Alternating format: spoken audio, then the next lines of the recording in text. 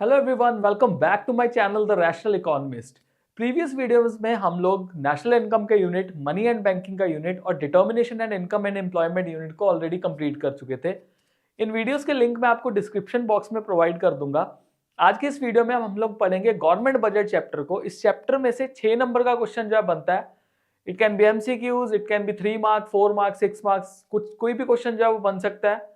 तो without wasting time हम अपने वीडियो को शुरू करते हैं। वीडियो शुरू करने से पहले चैनल को जरूर सब्सक्राइब कीजिए because I will be definitely providing you seriously powerful content. So let's start.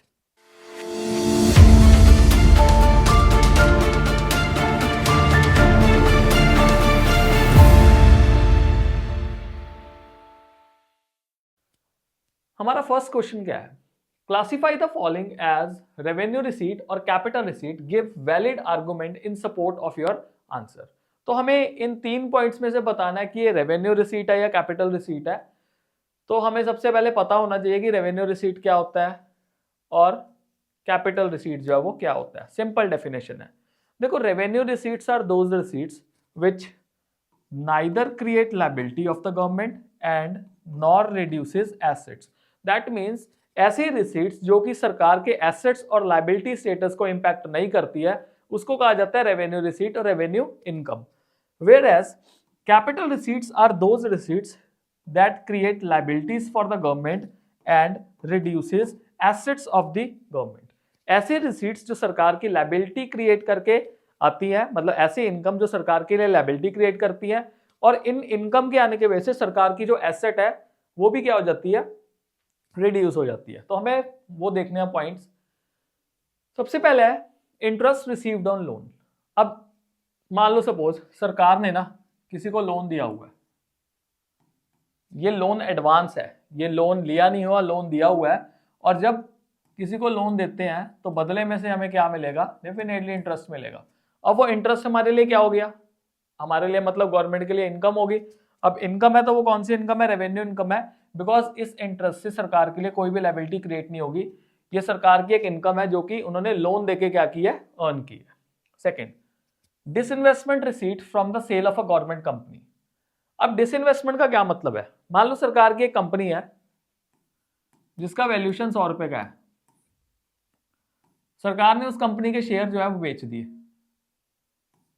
Okay, अब शेयर बेचे मान लो सपोज एबीसी नाम के एक पर्सन को।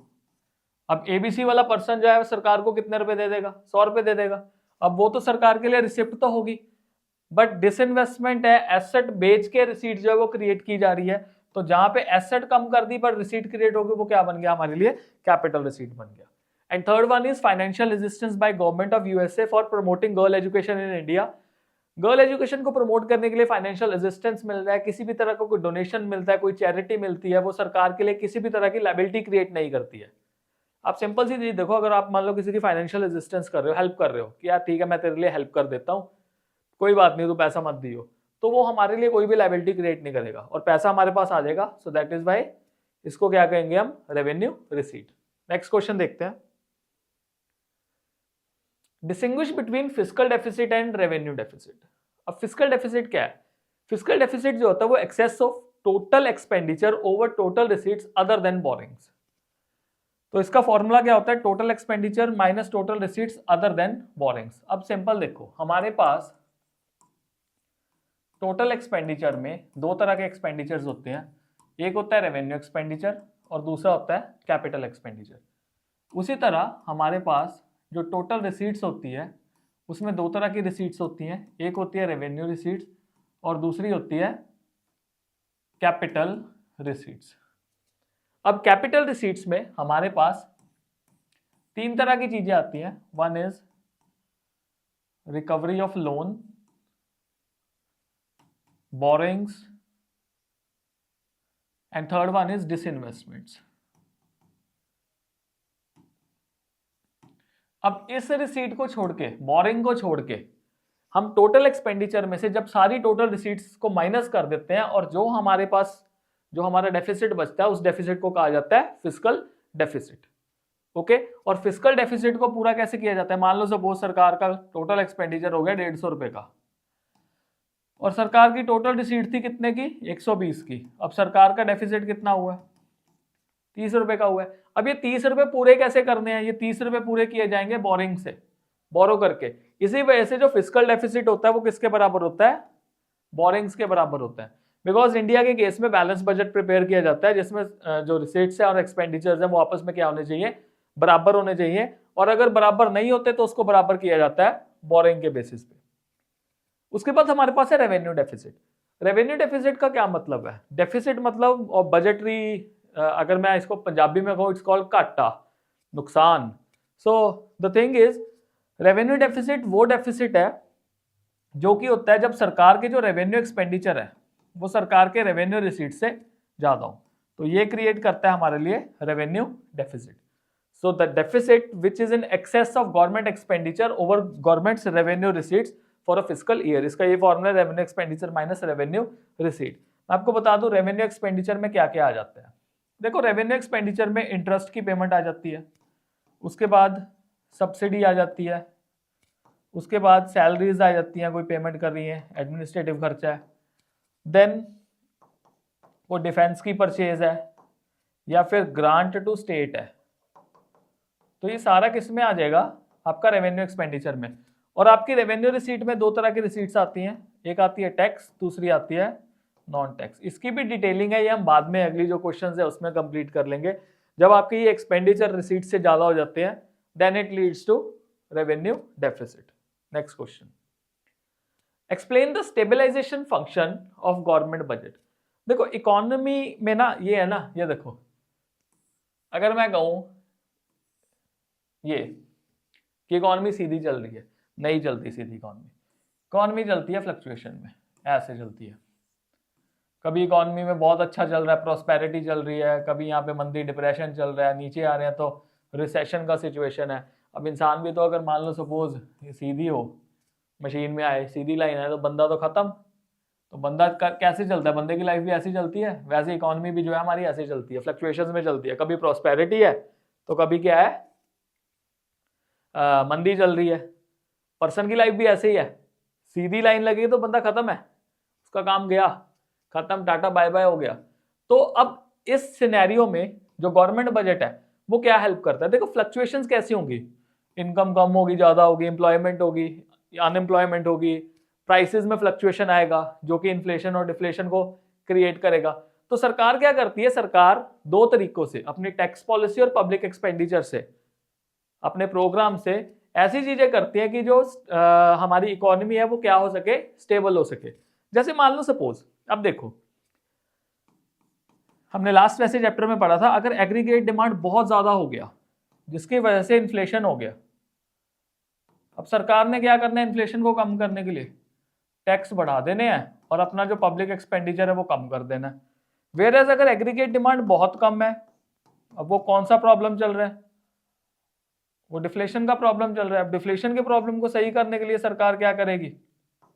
टैक्स कम कर देगी, पब्लिक एक्सपेंडिचर बढ़ा देगी। तो इस तरह से सरकार क्या करती है, डिसीजन लेती है जिसकी वजह से जो हाउस होल्ड्स है उनकी स्पेंडिंग हैबिट्स और जो स्पेंडिंग डिसीजन है वो क्या हो सकते हैं, चेंज हो सकते हैं। Now distinguish between direct tax and indirect tax. अब मैंने आपको बताया था कि रेवेन्यू रिसीट में हमारे पास दो तरह के रिसीट्स है, एक तो है टैक्स और दूसरी कौन सी है, नॉन टैक्स रिसीट। अब हमें देखना है डायरेक्ट टैक्स और इनडायरेक्ट टैक्स, इसमें फर्क।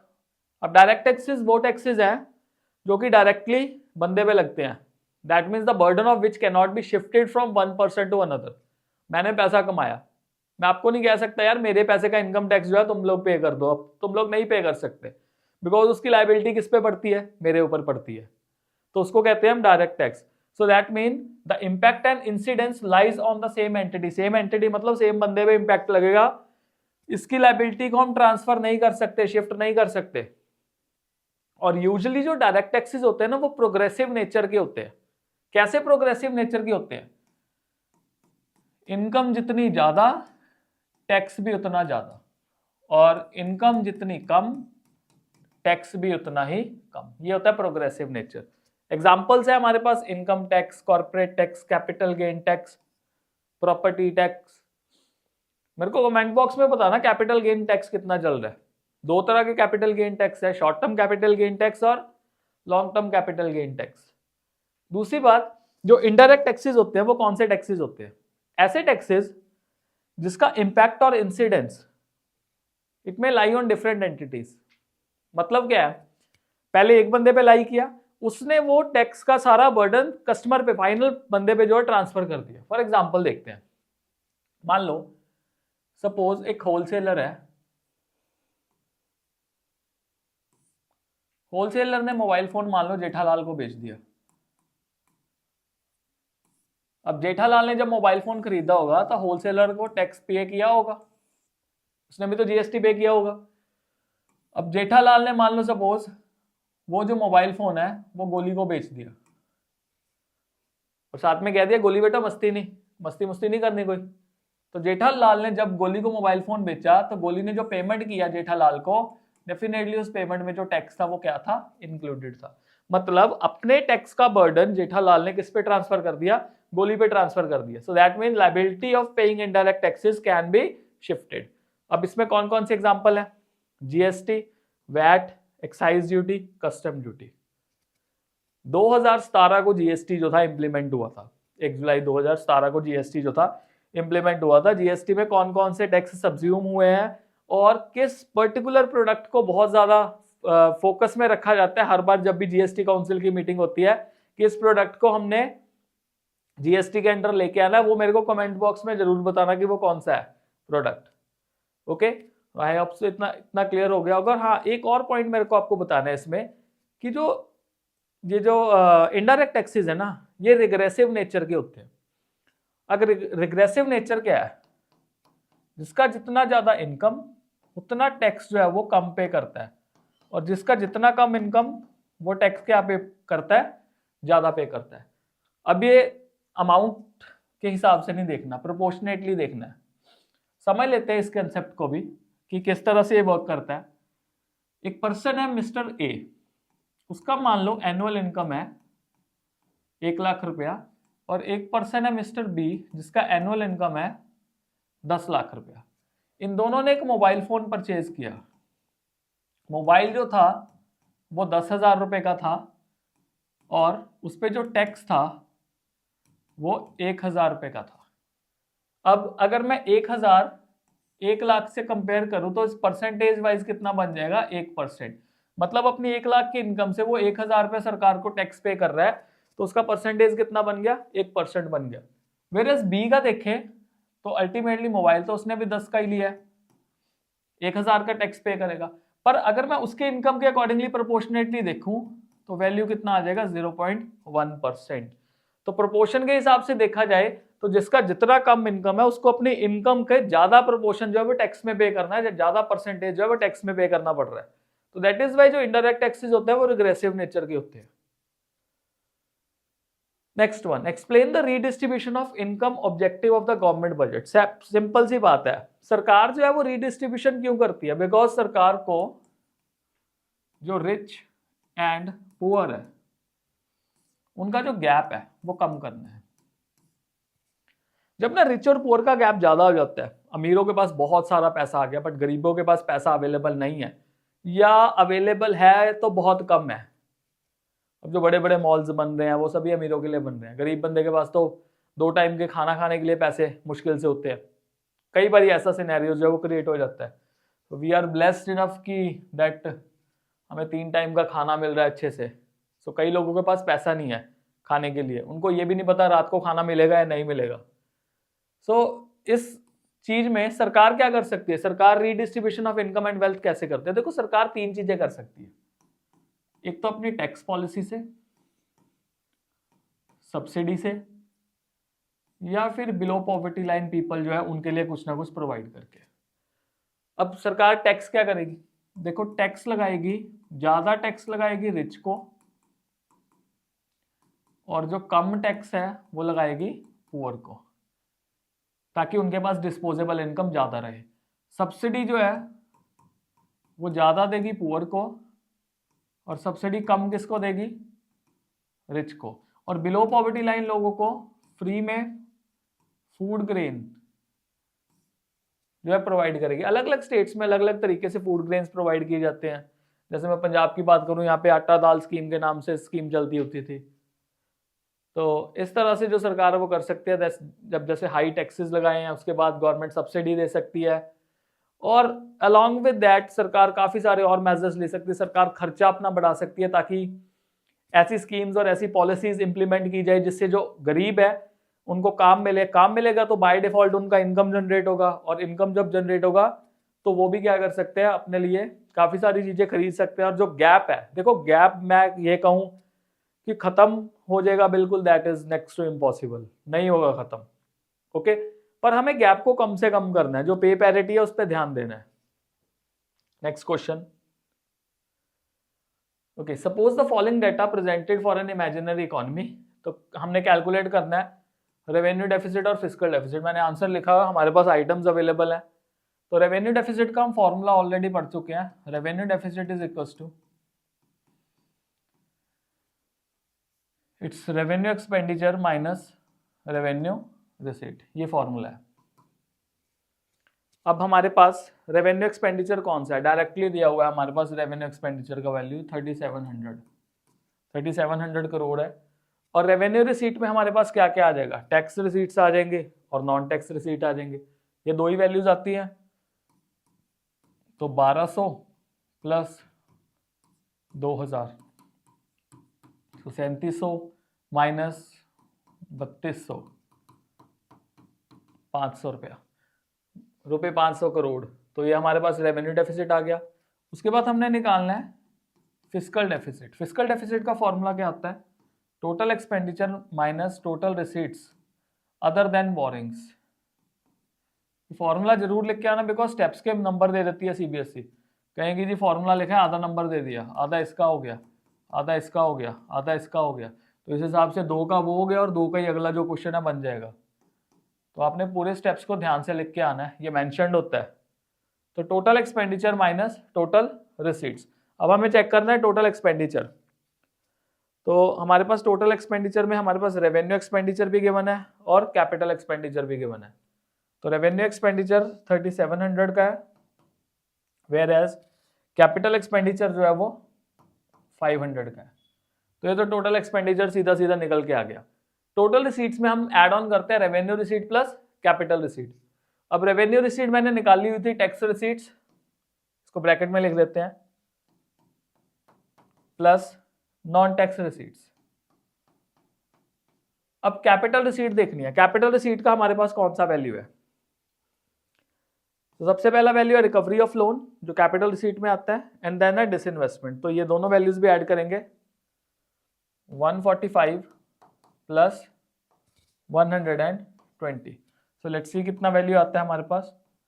ये आ गया हमारे पास 4200, माइनस करते हैं वैल्यूज को, 1200 प्लस 2000 3200, 3300, 3400, और ये बन गया हमारे पास 3465। तो 3465 हमारा वैल्यू बन गया। अब 3465 और 4200 अगर मैं माइनस करके देखूंगा, आंसर हमारा आ जाएगा 735। लेट्स इसको करके देख लेते हैं। 4200 3465 5 3 एंड देन 735 रुपीज 735 करोड़ हमारा क्या आ गया, आंसर आ गया। Let's start with the next question. Differentiate between public provision and public production. Public provision होता है पब्लिक गुड्स, ऐसे गुड्स जो कि सरकार के द्वारा फाइनेंस किए जाते हैं और ये कोई भी बंदा यूज कर सकता है, किसी के ऊपर भी कोई रिस्ट्रिक्शन नहीं होती, कोई भी मतलब डायरेक्ट पेमेंट नहीं होती पब्लिक के थ्रू। अब जैसे मान लो गवर्नमेंट स्कूल्स हैं, गवर्नमेंट हॉस्पिटल्स हैं या रोड्स वगैरह हैं, ये सारे के सारे क्या है, पब्लिक गुड्स की कैटेगरी में आते हैं। हम लोग डायरेक्टली फाइनेंस नहीं करते इन चीजों को, बट फिर भी अगर रिक्वायरमेंट पड़ती है तो हम क्या कर सकते हैं, इसको यूज कर सकते हैं। अब जैसे मान लो सपोज न्यू बॉर्न बेबीज हैं, न्यू बॉर्न बेबीज की वैक्सीनेशन होती है, कहाँ पे होती है ये वैक्सीनेशन, ये प्राइवेट में भी हो जाती है, गवर्नमेंट हॉस्पिटल्स में भी हो जाती है। अब गवर्नमेंट हॉस्पिटल्स में हम इसकी पेमेंट थोड़ा करते हैं कोई, जो वैक्सीनेशन हो रही है। सो हमारे पास कोई डायरेक्ट पेमेंट नहीं कर रही, बट फिर भी सरकार द्वारा फाइनेंस किया और हमारी फैसिलिटीज के लिए चीजें दी हुई है। These all are called as public provisions. Whereas जो पब्लिक प्रोडक्शन है उसका मतलब क्या है कि डायरेक्टली जो है सरकार प्रोडक्शन कर रही है। अब काफी सारी सरकारी कंपनीज हैं जो कि प्रोडक्शन में इंडल्ज्ड हैं, नवरत्न कंपनीज है काफ़ी जो महारत्ना कंपनीज में चेंज हो चुकी हैं, तो वो पब्लिक प्रोडक्शन जो है वो करती है। इन सारी कंपनीज के बारे में हम न्यू इकोनॉमिक पॉलिसी चैप्टर है उसमें हम डिस्कस करेंगे। 8 question on the basis of given information calculate the values of the following. तो हमें फिस्कल डेफिसिट और प्राइमरी डेफिसिट का वैल्यू जो है वो निकालना है। अब फिस्कल डेफिसिट का फॉर्मूला हमारे लिए क्या था? Total expenditure minus total receipts other than borings. Borings इसमें इंक्लूड नहीं करनी है। लेट्स सी हमारे पास टोटल एक्सपेंडिचर कितना है। टोटल एक्सपेंडिचर नहीं दिया हुआ डायरेक्टली, अब कैसे करेंगे? हमारे पास कैपिटल एक्सपेंडिचर दिया हुआ है 30 का, निकालना तो टोटल एक्सपेंडिचर पड़ेगा। और देन हमारे पास टोटल रिसीट्स के लिए क्या दिया हमें देखना है, रेवेन्यू रिसीट्स दी हुई हैं। यस दी हुई है रेवेन्यू रिसीट्स 20, तो चलो एक काम तो मिल गया। उसके बाद देखते हैं ये हो गया रेवेन्यू रिसीट। उसके बाद लेट्स सी कैपिटल रिसीट्स दी हैं, तो ये हमारे पास दिया हुआ है non debt creating capital receipt. देखो non debt creating capital receipts में हमारे पास दो तरह के रिसीट्स आ जाती है, one is recovery of loan and second one is disinvestments. तो दोनों ही होती है। तीसरी एक रेवेन्यू जो कैपिटल रिसीट्स है हमारी होती है बोरिंग्स, वो डेट क्रिएट करती हैं। तो this is 50% of revenue receipts. अब रेवेन्यू रिसीट्स हमारे पास कितना है 20 का, तो इसका 50% करेंगे तो कितना आ जाएगा 10 आ जाएगा। अब टोटल एक्सपेंडिचर निकालने के लिए मेरे पास कैपिटल एक्सपेंडिचर तो गिवन है, कितने का है 30 का गिवन है, बट मेरे पास रेवेन्यू एक्सपेंडिचर गिवन नहीं है। मेरे को रेवेन्यू एक्सपेंडिचर का वैल्यू निकालना है, तो वो कैसे निकालेंगे? Revenue expenditure is equal to revenue deficit plus revenue receipt. Formula कैसे बना? बिकॉज रेवेन्यू डेफिसिट का फॉर्मूला क्या था? Revenue expenditure minus revenue receipt. तो स्विच किया फॉर्मूला, तो रेवेन्यू एक्सपेंडिचर निकालने के लिए रेवेन्यू डेफिसिट हमारा था 20 और रेवेन्यू जो रिसीट है हमारे पास वो है 20, तो वैल्यू कितना आ गया 40 आ गया। अब 40 यहाँ पे लिख दिया, 40 प्लस 30 विल बी 70। 70 में से हमने 30 माइनस किए तो हमारे पास वैल्यू कितना आ गया फिस्कल डेफिसिट का 40 आ गया वैल्यू। तो ये फर्स्ट वैल्यू आ गया। उसके बाद हमने निकालना है प्राइमरी डेफिसिट।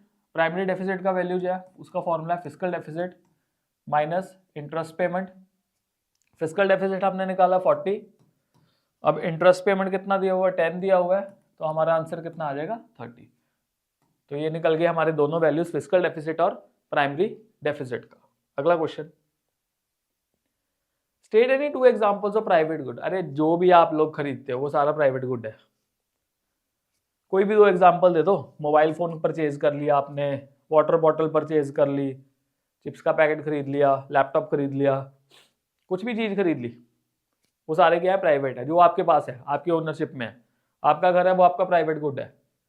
कोई भी एग्जाम्पल हो सकते हैं, ये नहीं कि हमने पत्थर पे लकीर मारनी है कि मोबाइल फोन और वाटर बॉटल ही होनी चाहिए। आपके मर्जी से जो आपके प्राइवेटली ओन्ड गुड्स हैं वो सारे क्या है प्राइवेट गुड्स है, तो नंबर मिलेगा।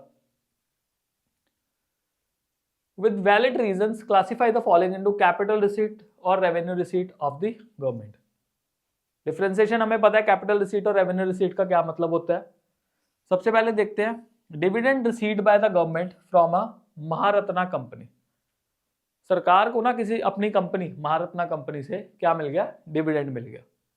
डिविडेंड शेयर का वो हिस्सा होता है, मतलब प्रॉफिट का वो हिस्सा होता है जो कि ओनर्स को मिलता है, जिसके पास शेयर्स होते हैं कंपनी के। तो अब अपनी ओनरशिप वाली कंपनी है, उससे सरकार को डिविडेंड मिल रहा है, तो वो तो लायबिलिटी क्रिएट जो है वो नहीं करेगा, और अगर लायबिलिटी क्रिएट नहीं करेगा वो कौन से रिसीट होगी, रेवेन्यू रिसीट होगी। रीजन भी साथ साथ बता रहा हूं आपको।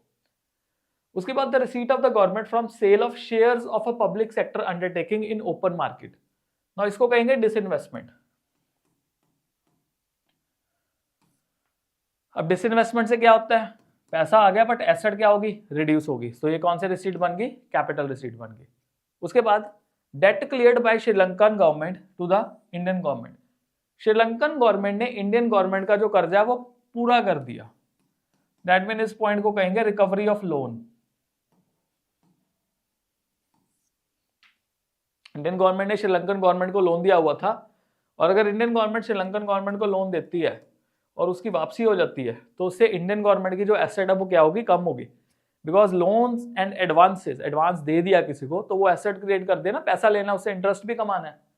अब अगर उन्होंने पैसे वापस कर दिया तो हमारी वो कौन सी रिसीट है? कैपिटल रिसीट है। आपको रीजन स्पेसिफाई करना है और आपको लिखना है कि रेवेन्यू रिसीट है, कैपिटल रिसीट है, बिकॉज जब तक आप रीजन स्पेसिफाई नहीं करोगे तो आपको 2+2+2 नहीं मिलेगा, वो 1 रह जाएगा। Next question, state the meaning and formula of fiscal deficit. Already हम डिस्कस कर चुके हैं। फिस्कल डेफिसिट का मतलब क्या है? It is excess of total expenditure over total receipts other than borrowings. Formula total expenditure minus total receipts excluding borrowings. तो जो फिस्कल डेफिसिट है वो किसके बराबर होता है? वो आपका बोरिंग्स के बराबर होता है। Next question, distinguish between revenue expenditure and capital expenditure.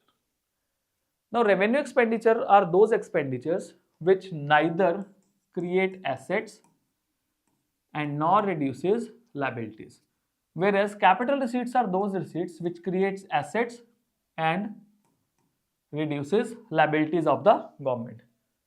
Okay, so ऐसे जो खर्चे जो ना तो सरकार की एसेट एंड लाइबिलिटी स्टेटस को इम्पैक्ट करते हैं, जिसमें वो एसेट को इंक्रीज नहीं करते, लाइबिलिटी को डिक्रीज नहीं करते, उनको कहा जाता है रेवेन्यू एक्सपेंडिचर। फॉर एग्जाम्पल मान लो सपोज सरकार ने सैलरी पे की गवर्नमेंट एम्प्लॉयज को, इसके अलावा इंटरेस्ट का पेमेंट किया, कोई सब्सिडी दे दी, या फिर डिफेंस परचेज कर ले, डिफेंस परचेज में आर्मी के लिए यूनिफॉर्म परचेज कर ली, शूज परचेज कर लिए, या फिर किसी स्टेट को ग्रांट में पैसा दे दिया, वो सारा रेवेन्यू एक्सपेंडिचर में आएगा। कैपिटल एक्सपेंडिचर ऐसा एक्सपेंडिचर है जो सरकार के एसेट एंड लाइबिलिटी स्टेटस को इंपैक्ट करता है। कैसे इंपैक्ट करता है? एसेट इंक्रीज होगी और लाइबिलिटी क्या होगी? डिक्रीज होगी। फॉर एग्जाम्पल सरकार ने कंस्ट्रक्शन कर दी किसी चीज की, फ्लाईओवर की कंस्ट्रक्शन होगी, रेलवे स्टेशन की कंस्ट्रक्शन होगी, डैम्स की कंस्ट्रक्शन होगी, तो वो एसेट क्रिएट करेगा। और लाइबिलिटी कैसे रिड्यूस करेगा? अगर सरकार ने किसी लोन लिया हुआ है, लोन का पैसा दे दिया, तो अल्टीमेटली सरकार की लाइबिलिटी क्या होगी? खत्म होगी, हुआ सरकार का खर्चा है। एंड यू नो जो कैपिटल एक्सपेंडिचर है वो करना बहुत ज्यादा जरूरी है। और किस लिए करना जरूरी है? एसेट को क्रिएट करने के लिए जरूरी है। India is a developing nation, India में बहुत इन्वेस्टमेंट चाहिए, और ये इन्वेस्टमेंट देखो अकेली ना गवर्नमेंट कर सकती है, ना ही अकेले प्राइवेट प्लेयर्स कर सकते हैं, और ना ही अगर फॉरेन फंडिंग आए तो वो अकेले कर सकते हैं। अगर इंडिया में इन चीजों का मिक्सर चलता रहा ना, सो डेफिनेटली इंडिया में इतना पोटेंशियल तो है। यंग पॉपुलेशन है, हाँ, वो यंग पॉपुलेशन अगर इंस्टाग्राम वगैरह से, रील्स वगैरह की दुनिया से बाहर आ जाए तो मैं कहता हूँ कि इंडिया जो है बहुत अच्छा काम कर सकता है, प्रोडक्टिव काम कर सकता है। वो 90 आवर्स वाला घंटे का मतलब एक वीक में काम करने की जरूरत भी नहीं है पड़ेगी अगर हम प्रोडक्टिवली जो है काम करें। आई होप ये पॉइंट क्लियर हो गया हो आपको। नेक्स्ट देखते हैं 13 question, under production linked incentive scheme, okay, PLIS, production linked incentive scheme. अब इसमें है क्या? देखो इसमें ना जो प्रोडक्शन है, मैन्युफैक्चरिंग है, उसको प्रमोट करने के लिए सरकार जो है वो इंसेंटिव्स देती है, और एक्सपोर्ट्स को प्रमोट करने का सरकार जो है वो इंसेंटिव दे रही है। बुक में मेंशन नहीं है, क्वेश्चन आ गया। अब इसमें इन्होंने क्या है, the government of India offers various benefits like reduced import export duties, incentive to investors and tax rebate etcetera. In light of above statement, identify and explain the budget objective and its likely consequence. तो budget objective जो है वो है allocation function, reallocation of resources जो function है इसमें वो हो रहा है। कईयों को लगेगा टैक्स रिबेट दी जा रही है, redistribution of income and wealth आ जाए, बट उसमें रिच और पुअर के बीच में गैप खत्म करने की बात हो रही है redistribution of income and wealth में। इसमें बात किसकी हो रही है? इसमें प्रोडक्शन लिंक्ड इंसेंटिव स्कीम की, इसमें मैन्युफैक्चरिंग के रिलेटेड बात चल रही है। सो गवर्नमेंट क्या करेगी? एलोकेशन ऑफ रिसोर्सेज को इन्फ्लुएंस करेगी by granting subsidies, tax rebates on the production of socially beneficial goods. जो सोशली रिक्वायर्ड गुड्स है उस पर टैक्स कम लगाएगी और उनको सब्सिडीज ज्यादा देगी, और जो सोशली ईवल गुड्स है उन पे सरकार क्या करेगी? हैवी से हैवी टैक्सेशन लगाएगी। अल्कोहल हो गया, टबैको हो गया, पान मसाला हो गया, विमल बोलो जुबान केसरी, उन पे जो है टैक्स सरकार क्या करेगी? ज्यादा लगाएगी।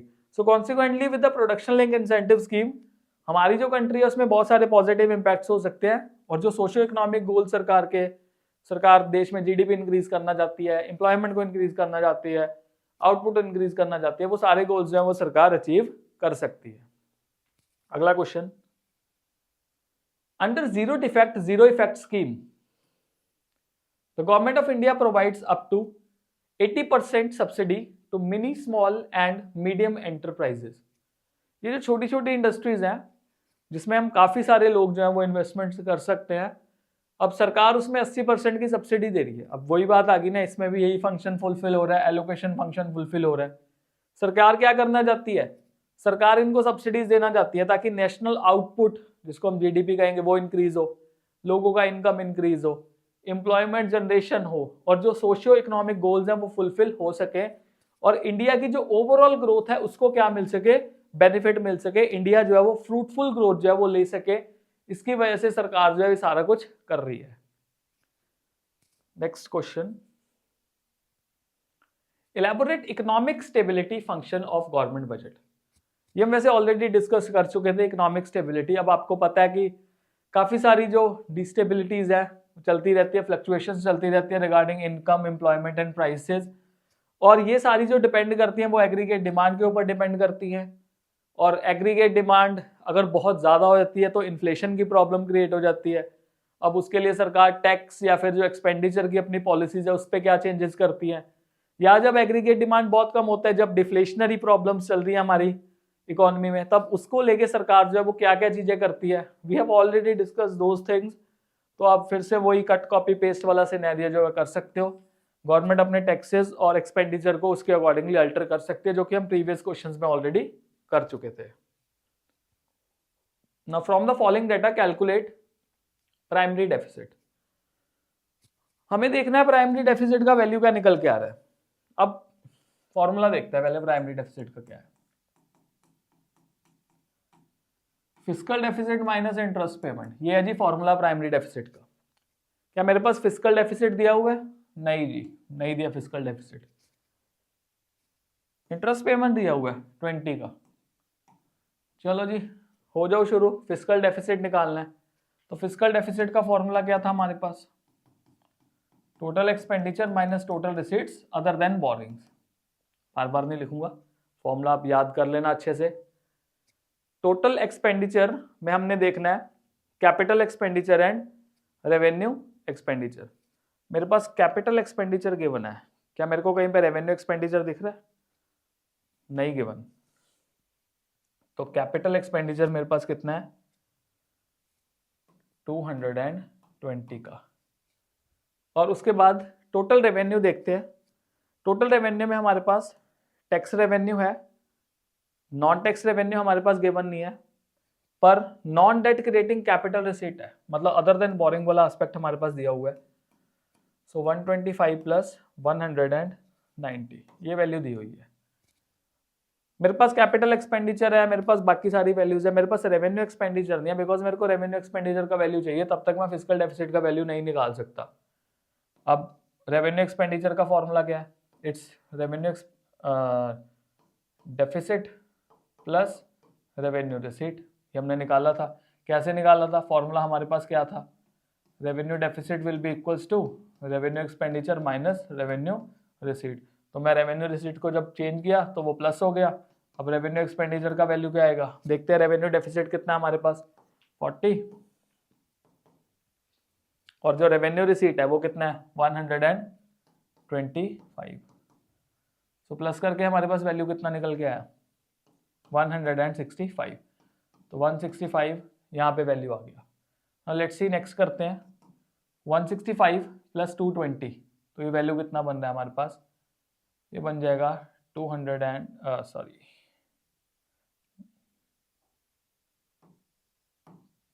प्लस 220, यस, ये वैल्यू बन जाएगा 385। और जब मैं यहाँ से वैल्यू माइनस करूँगा 190, 290, 315 वैल्यू आ गया। अब 285 माइनस 315 ये आ गया हमारे पास 70 फिस्कल डेफिसिट निकल के आ गया, उसमें से 20 माइनस करेंगे तो वैल्यू कितना बनेगा हमारे पास, 50 करोड़ इज द आंसर। अगला question, from the following information given in the diagram categorize them into revenue receipts and capital receipts stating valid reasons. तो आपको रेवेन्यू रिसीट और कैपिटल रिसीट में बताना है और वैलिड रीजंस बताने हैं। यहां से स्टार्ट कर देते हैं। पहला रिकवरी ऑफ लोन, ये है जी कैपिटल रिसीट। ये क्यों कैपिटल रिसीट है? बिकॉज ये सरकार की एसेट क्या करेगी, कम करेगी। उसके बाद नॉन टैक्स रेवेन्यू, ये है रेवेन्यू रिसीट। ये सरकार की कोई भी लायबिलिटी जो है वो क्रिएट नहीं करेगी। उसके बाद जीएसटी एंड अदर टैक्सेस, ये भी हमारे पास कौन सा रिसीट है, रेवेन्यू रिसीट। रेवेन्यू रिसीट में भी टैक्स रिसीट है, ये नॉन टैक्स रिसीट है। ये भी सरकार की कोई भी लायबिलिटी क्रिएट नहीं करती।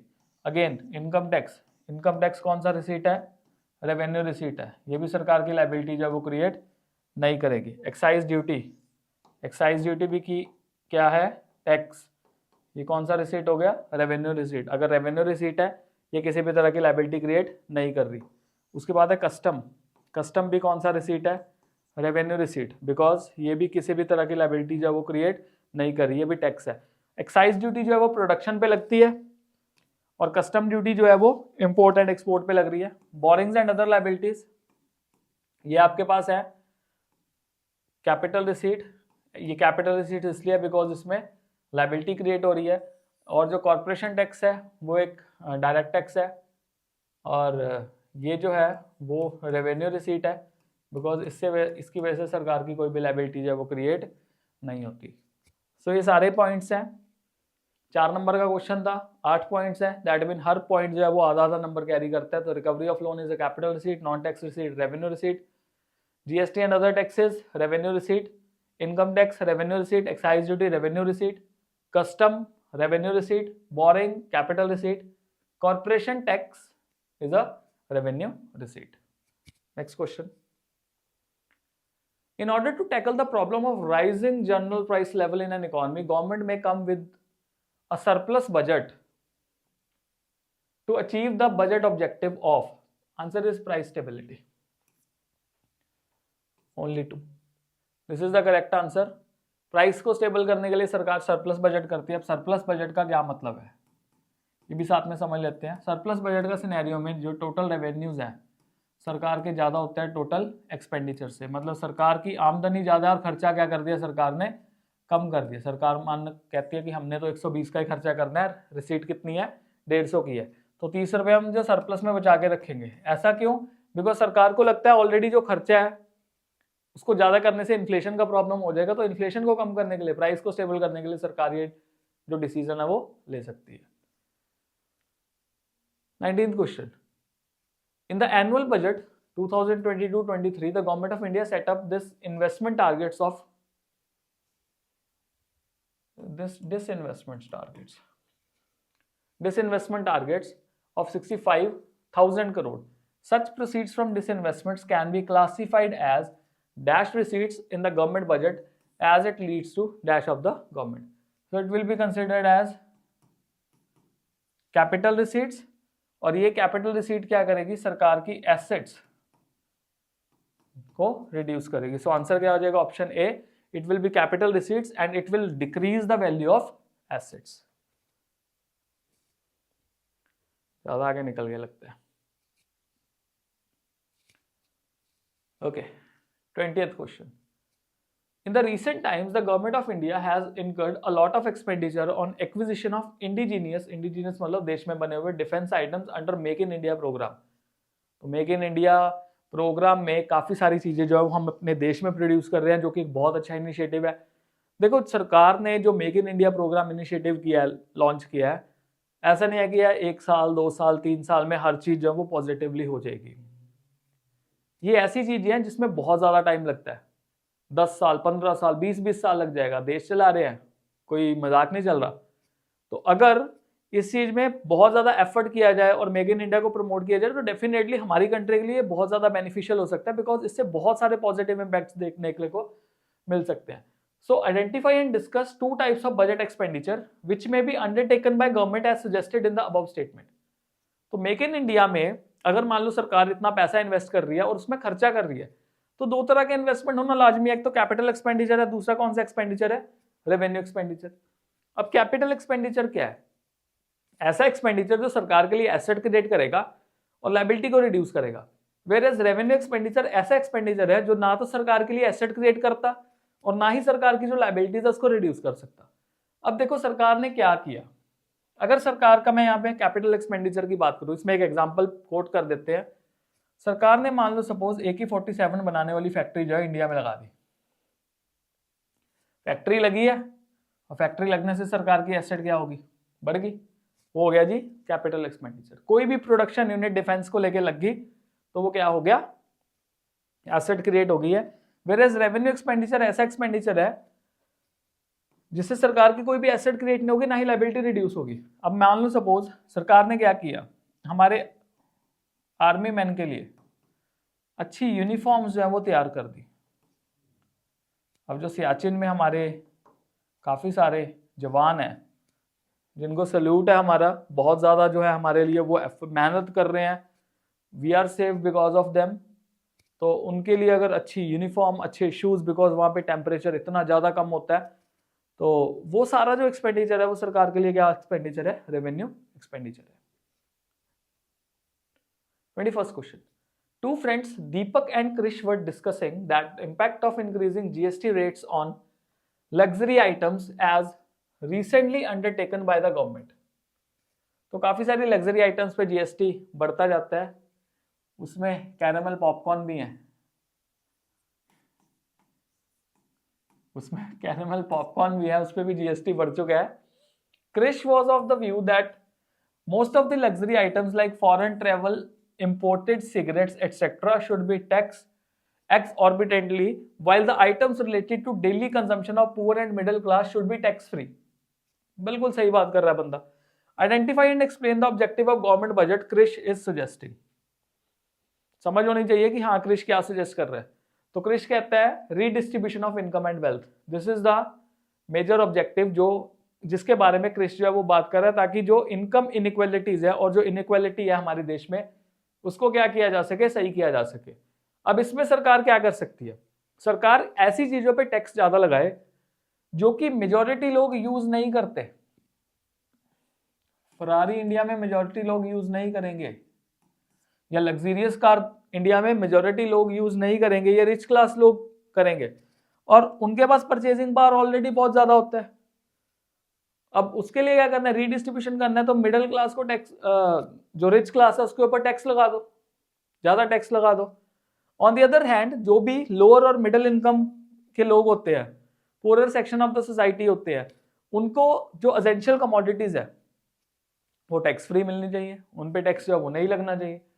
तो ये इसलिए होगा ताकि जो रिच और पुअर का गैप है उसको क्या किया जा सके, सही किया जा सके, और जो इकोनॉमिक वेलफेयर है उसको प्रमोट किया जा सके। Next question, state any two examples of non tax receipts of the government.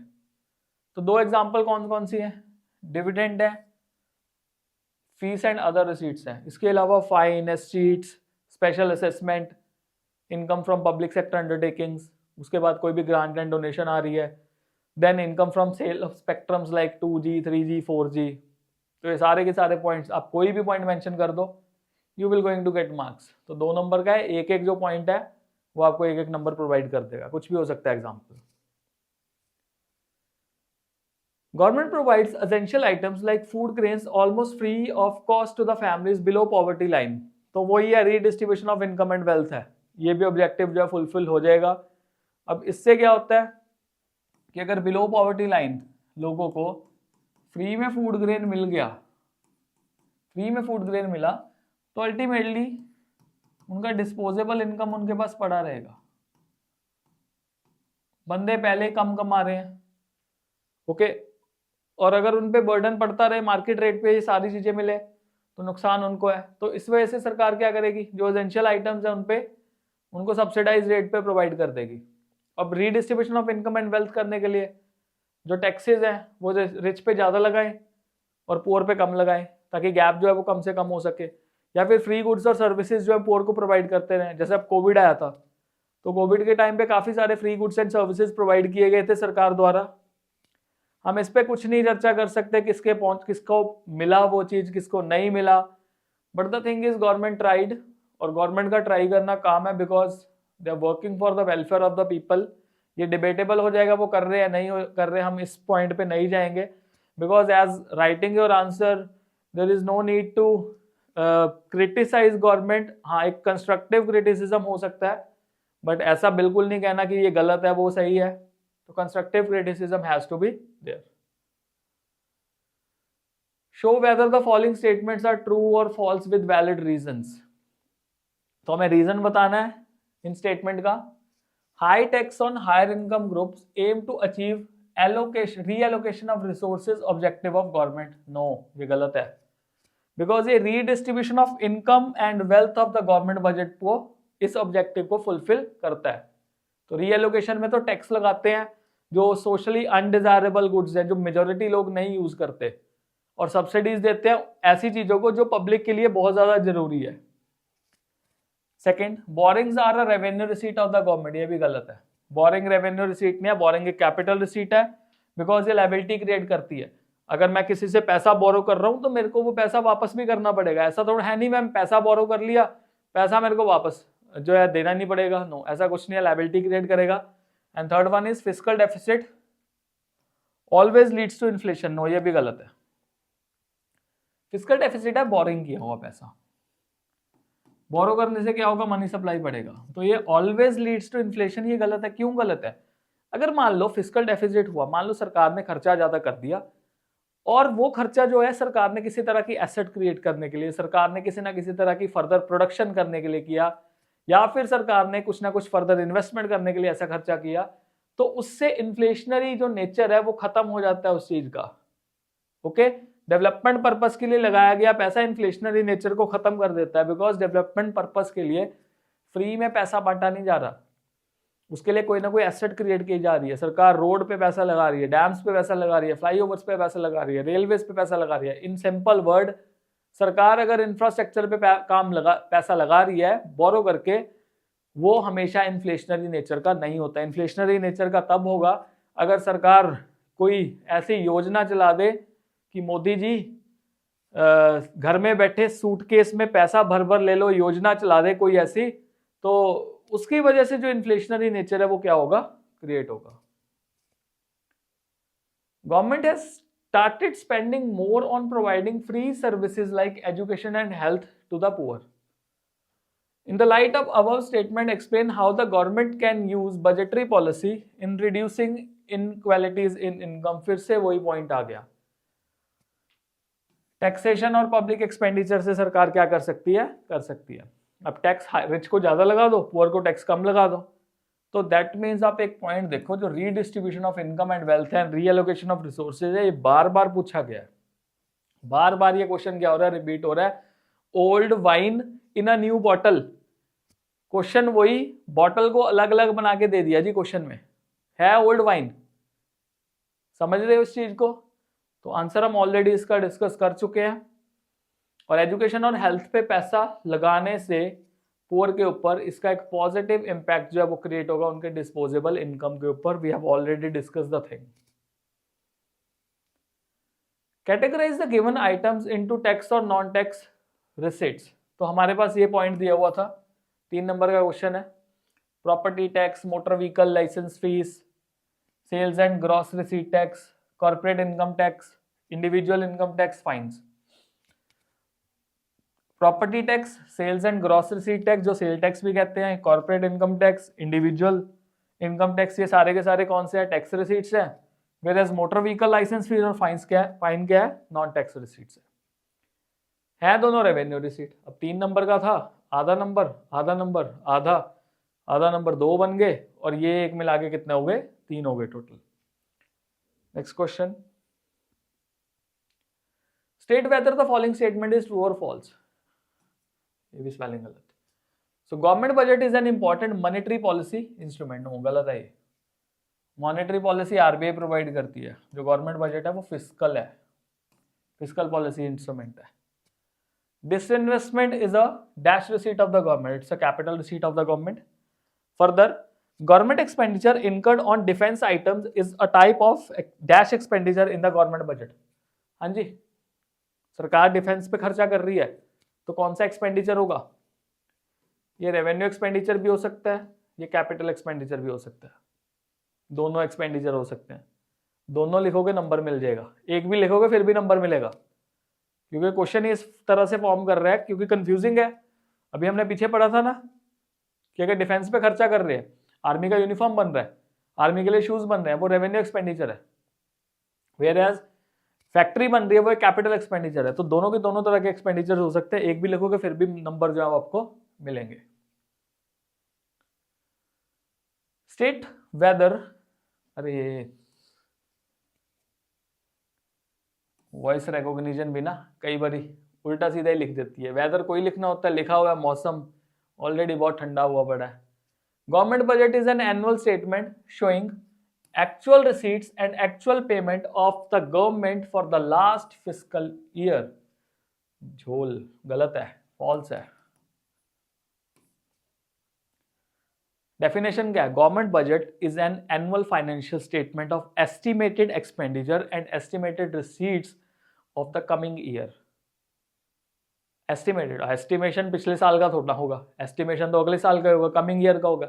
जैसे अब मैं आपको बताता हूँ, इस बार का बजट जो है हमारी निर्मला सीतारमन जी, हमारी फाइनेंस मिनिस्टर, 1 फरवरी 2025 को लोकसभा में प्रेजेंट करेंगे। अब इसमें ये बताएंगी काफ़ी सारी स्कीम्स, काफ़ी सारी पॉलिसी कि अगले साल मतलब अगला फाइनेंशियल ईयर, मतलब 1 अप्रैल से लेके 31 मार्च 2026 तक सरकार जो है वो कितना खर्चा करेगी और कितना सरकार को एस्टिमेटेड रिसीट्स मिलेंगी, मतलब कितनी सरकार की आमदनी होगी। ऑल्दो देखा जाए तो है ना, मतलब बहुत ही ओवरऑल देखा जाए तो काफी एक्यूरेट होता है, अनटिल और अनलेस कोई बहुत ज्यादा गलत सिचुएशन क्रिएट जो है वो ना हो सके। सो जो एक्चुअल नहीं है ये एस्टिमेटेड है। तो 1 फरवरी को हमारा बजट प्रेजेंट किया जाएगा लोकसभा में, जिसमें अगले हमारे फाइनेंशियल ईयर के लिए जो एस्टिमेशन है वो लगाए जाएंगे। अब क्वेश्चन क्या आता है कि एस्टिमेशन सही होते हैं या नहीं होते? हाँ जी। अब इस एस्टिमेशन का पता कैसे लगेगा? 1 फरवरी 2026 को जब बजट अनाउंस किया जाएगा तो उसमें इस साल के जो एस्टिमेशन लगाए गए हैं उसको रिवाइज किया जाएगा, जिनको रिवाइज एस्टिमेशंस कहा जाता है। अब ये रिवाइज एस्टिमेशन से क्या होगा? हमें पता लगेगा कि जो सरकार ने एक्चुअल में खर्चा या इनकम के बारे में कहा था वो सही है या नहीं है, सही ट्रैक पे है या नहीं है। Next one, primary deficit can be zero if fiscal deficit is equal to interest payment. Primary deficit zero तब हो सकता है जब फिस्कल डेफिसिट और इंटरेस्ट पेमेंट आपस में बराबर है। मान लो सपोज ये देखो, ये हमारा फॉर्मूला था, fiscal deficit primary deficit is equal to fiscal deficit minus interest payment. Okay, fiscal deficit भी 100 का है, इंटरेस्ट पेमेंट भी 100 का है, कितना आ गया? 0 आ गया। अगला question, The government budget of a country cannot have fiscal deficit without the existence of revenue deficit। या रेवेन्यू डेफिसिट भी होना चाहिए तभी फिस्कल डेफिसिट होगा। तो आप क्या करते हो? डिफेंड करते हो, रिफ्यूट करते हो? रिफ्यूट करते हैं जी, स्टेटमेंट को कंप्लीटली रिफ्यूट कर दो। फिस्कल डेफिसिट एक ब्रॉडर एस्पेक्ट है, रेवेन्यू डेफिसिट एक ना नैरो एस्पेक्ट है। ओके, तो ऐसा जरूरी नहीं है, हमने 2 कंडीशंस बतानी है। देखो, पहली बात तो फिस्कल डेफिसिट तब भी हो सकता है अगर हमारा जो कैपिटल बजट है, अब कैपिटल बजट की बात आती है तो कैपिटल बजट में हमारे पास क्या आता है? जब हमारा कैपिटल एक्सपेंडिचर जो है वो कैपिटल रिसीट से ज्यादा होता है तो डेफिनेटली क्या हो जाएगा? हमारा डेफिसिट होगा। अब मान लो सपोज, इसको हम थोड़ा सा मैथमेटिकली देखते हैं, आसान हो जाएगा। कैपिटल एक्सपेंडिचर 150 का हुआ और कैपिटल रिसीट्स जो है वो 100 की क्रिएट हुई, वेयर एज जो रेवेन्यू एक्सपेंडिचर है, जो हमारा रेवेन्यू एक्सपेंडिचर है वो 100 का हुआ है और रेवेन्यू रिसीट भी हमारी कितनी की हुई है? 100 की हुई है। अब देखो, विद बैलेंस रेवेन्यू बजट, अब दोनों बराबर हो गए तो ये बैलेंस हो गया। फिर भी हमारा जो कैपिटल एक्सपेंडिचर है वो कितने का हो गया? 150 का। Capital receipt other than boring कितने की होगी? 100 की होगी। अब कितने का फिस्कल डेफिसिट हो गया जी? 50 का। बिना रेवेन्यू डेफिसिट के कैपिटल एक्सपेंडिचर क्योंकि ज्यादा है फिर भी फिस्कल डेफिसिट हो गया, बिकॉज ये तो कॉम्बिनेशन है। या फिर दूसरी क्या बन सकती है कि जब होगा तो कैपिटल एक्सपेंडिचर आपका ज्यादा ही कैपिटल रिसीट्स थे, पर आपका जो रेवेन्यू बजट है वो क्या है? सरप्लस में है। मतलब आपके रेवेन्यू एक्सपेंडिचर जो है वो मान लो 90 के है और रेवेन्यू रिसीट आपके कितने के? 100 के। अब इसमें कितने का सरप्लस आ गया? 10 का सरप्लस आ गया। और अगर 10 का सरप्लस है, यहाँ पे 50 का क्या है? डेफिसिट है, फिर भी कितने का हो रहा है फिस्कल डेफिसिट? 40 का हो रहा है, फिर भी तो डेफिसिट है ना। तो हो सकता है, ऐसा नहीं है कि फिजिकल डेफिसिट नहीं हो सकता, आपको ये दोनों सिचुएशंस को समझाना पड़ेगा, तब आपको 4 नंबर मिलेंगे, 2 + 2, या फिर ऐसे होगा 1.5, 1.5 and 1। So whatever the marks distribution by CBSE may be. Okay, from the following data calculate revenue deficit and fiscal deficit. तो क्वेश्चन देख लो, आपको रेवेन्यू डेफिसिट और फिजिकल डेफिसिट का वैल्यू निकालना है। अब रेवेन्यू डेफिसिट निकालने के लिए फॉर्मूला हमारे पास है revenue expenditure minus revenue receipts. Let's see revenue expenditure क्या है, दिया हुआ वैल्यू 3821 माइनस रेवेन्यू रिसीट देखो 1000 and 2000, so 1000 plus 2000, so 3821 minus 3000, value कितना आ गया 821 आ गया। तो ये हमारा रेवेन्यू डेफिसिट का वैल्यू आ गया। अब हमने निकालना है फिजिकल डेफिसिट। फिजिकल डेफिसिट में total expenditure minus total receipts other than borrowings.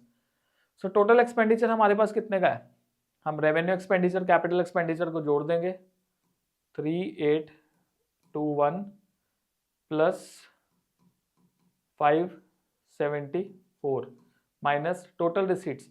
अब टोटल रिसीट्स में मैंने रेवेन्यू रिसीट तो जोड़ ही ली थी 3000, और कैपिटल रिसीट देखते हैं। कैपिटल रिसीट में हमारे पास रिकवरी ऑफ लोन एंड डिसइन्वेस्टमेंट्स हैं, बोरिंग तो लेनी नहीं हमने, सो ये कितना आ जाएगा 235। तो वैल्यूज जोड़ते हैं 5, 9, 3 एंड 4, 4395 माइनस 3235। अब वैल्यूज को डिडक्ट करते हैं, 0, 9 में से 3 गया 6, 1 एंड 1, 1160 आपका क्या आ जाएगा फिजिकल डेफिसिट। ये हमारा आंसर है। अगला क्वेश्चन, ये अगर स्क्रीनशॉट लेना ले सकते हो। स्टेट वेदर, फिर से वॉइस रिकॉग्निशन पे वर्क करना पड़ेगा अच्छे से। इस गिवन स्टेटमेंट इज ट्रू और फॉल्स। एक्सपेंडिचर ऑन उज्ज्वला योजना launched by government is an example of capital expenditure. नहीं जी, गलत है, ये रेवेन्यू एक्सपेंडिचर है। ये उज्ज्वला योजना है क्या, उज्ज्वला योजना में ना सरकार जो हमारी गरीब माताएं बहनें हैं उनके लिए क्या प्रोवाइड करते हैं, जो गैस सिलेंडर्स हैं उसकी जो कनेक्शंस हैं वो प्रोवाइड करते हैं। Connections will be free of cost, otherwise connection का पैसा लगता है, तो वो एक किस्म से सब्सिडी होगी। तो सब्सिडी जो है वो रेवेन्यू एक्सपेंडिचर का पार्ट है, it will not be a part of capital expenditure. Next one, give any one example of debt creating capital receipt in the government budget. Debt कौन सी करती है कैपिटल रिसीट क्रिएट, एक ही date है जो create करती है, बोरिंग्स। बोरिंग किससे की जा सकती है, देखो बोरिंग आरबीआई से भी की जा सकती है, जनरल पब्लिक से भी की जा सकती है, रेस्ट ऑफ द वर्ल्ड से भी की जा सकती है, जिसमें फाइनेंशियल इंस्टीट्यूशंस है, वर्ल्ड बैंक हो गया, आईएमएफ हो गया, या फिर फॉरेन गवर्नमेंट से कर रहे हो बोरिंग, तो तीनों की तीनों क्या करेंगे, आपकी डेट को क्रिएट करेंगे। Next question, dash deficit includes interest payment by the government on the past loans. तो ये रेवेन्यू डेफिसिट भी हो सकता है और जो फिजिकल डेफिसिट है वो भी हो सकता है। दोनों तरह के डेफिसिट्स में जो इंटरेस्ट पेमेंट है वो आनी ही आनी है। Because what is the meaning of interest payment, interest payment है क्या, इंटरेस्ट पेमेंट एक रेवेन्यू एक्सपेंडिचर है। आपने लोन लिया हुआ, आप उस पर ब्याज पे कर रहे हो, तो वो रेवेन्यू एक्सपेंडिचर। अगर वो रेवेन्यू एक्सपेंडिचर है तो रेवेन्यू एक्सपेंडिचर रेवेन्यू डेफिसिट का भी पार्ट बनेगा और फिजिकल डेफिसिट का भी पार्ट बनेगा। तो दोनों की दोनों जो स्टेटमेंट है उसमें दोनों के दोनों आंसर जो है जस्टिफेबल है। दोनों लिखने पे एक भी लिखोगे फिर भी आंसर जो है आपका मार्क किया जाएगा। Define the term public goods. अब पब्लिक गुड्स ऐसे गुड्स और सर्विसेज होते हैं जिनको कलेक्टिवली कंज्यूम किया जाता है, जिनके बेनिफिट्स एक बंदा नहीं ले सकता। रोड पे मैं भी चल रहा हूँ और मेरे साथ के कितने सारे लोग चल रहे हैं, मेरे को कोई जानता है नहीं जानता, मैं ये तो नहीं कह सकता ये मेरा रोड है, मोदी जी ने बनाया, मोदी जी मेरे फेवरेट है, ठीक है, या फिर पहले मनमोहन सिंह जी ने बनाया था वो मेरे फेवरेट थे, ऐसा मैं कुछ नहीं कह सकता, ठीक है। तो उसके जो बेनिफिट्स है वो सभी को मिलेंगे, कलेक्टिव बेनिफिट्स मिलेंगे। एक को रिसोर्स यूज करना दूसरे की अवेलेबिलिटी को कम नहीं करेगा।